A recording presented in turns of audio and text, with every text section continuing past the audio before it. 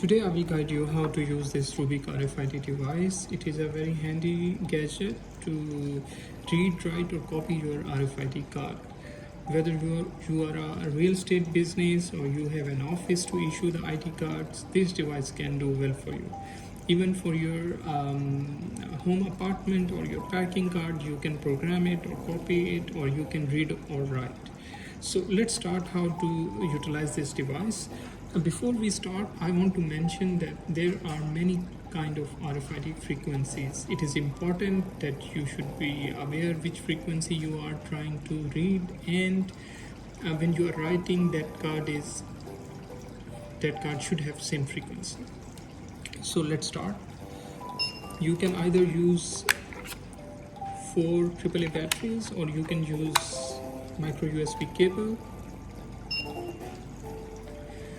Now, for example, if you want to copy a card, your card may look like this and you might not be aware what is this frequency. So what I recommend you is to not use the read button. Read button is only when you are sure what is the frequency you are selecting and and whether the card is the same frequency. So instead you can use the scan button. Now let's see. So you can see this card is 125 kHz frequency, and here I'm keeping a blank card. And remember, the blank card device cannot read. It must have some data before it can read. But now we already have our original card number and we want to write it to a blank card. So what we will do, we will keep it here and press write.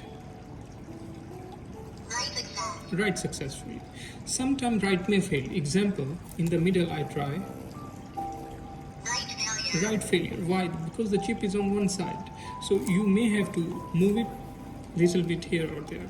Now let's scan this card and see if the number is same, because we have just written it. Write failure.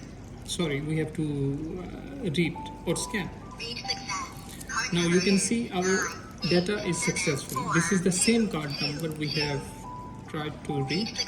Both card numbers are same. So this copy was successful. Same way, we try another frequency, such as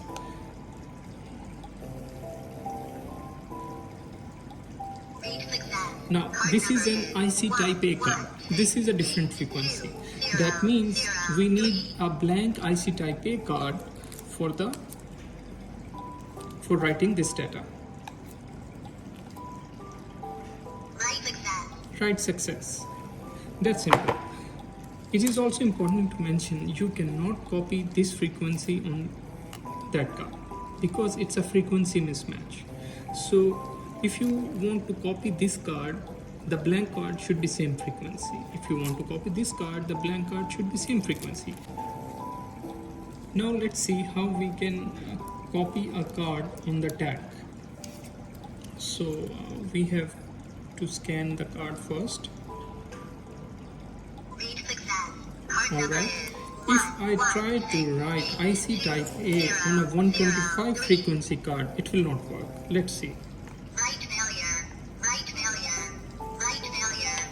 But if we try to write it on the same frequency, because this tag is IC type A, let's see what happens. Write success. Like I mentioned, the chip might be on the one side, so we have kept it on this side and it was able to write. We scan it now to see if the number is same and the frequency is same. Right? So it is also important to understand if device is not able to read your card, that might be a frequency not supported by the device. Example, if your card is a UHF card, which is a long distance card or high frequency card, this device will not read.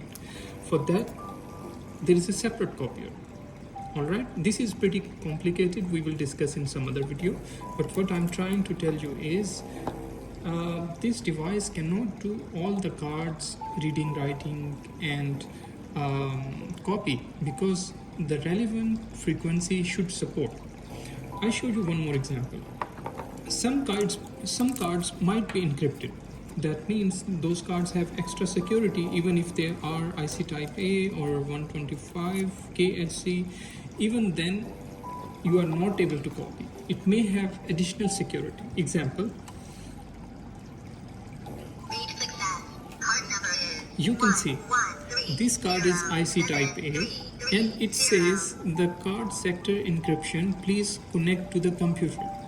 This card is encrypted, but still you can connect it with the computer, run its software, and you may be able to decode it. But if it has some high encryption such as 64-bit or higher, you may not be able to even read the card. The device will simply say failure, card failure or read failure. Alright, so I hope you understand.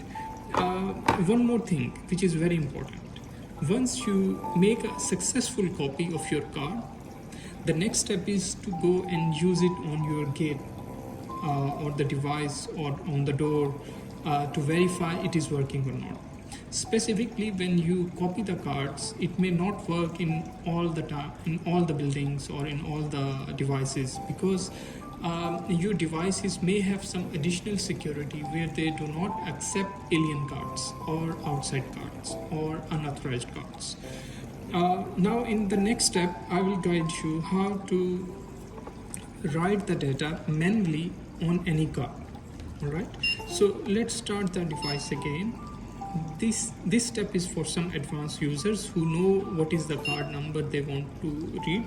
For example, we want to write IC type A card, the number of our choice.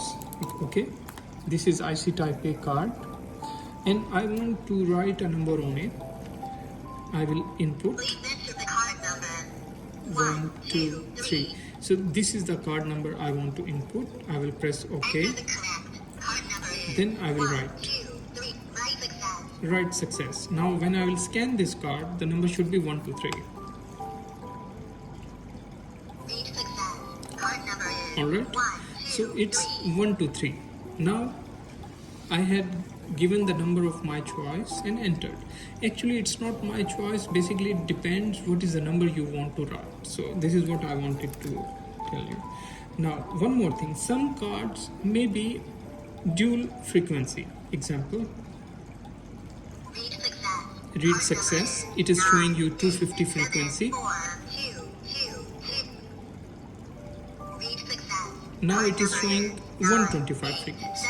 So this might be a dual chip card. Alright, so when you want to write it on a blank card, you need to see which frequency you want to write. If you want to write on 125 frequency, then you need the same blank card. Alright, I'm hopeful the information was helpful for you. If you have any questions, please feel free to ask in comments, or you can contact me directly. I shall try my best to guide you. Thank you.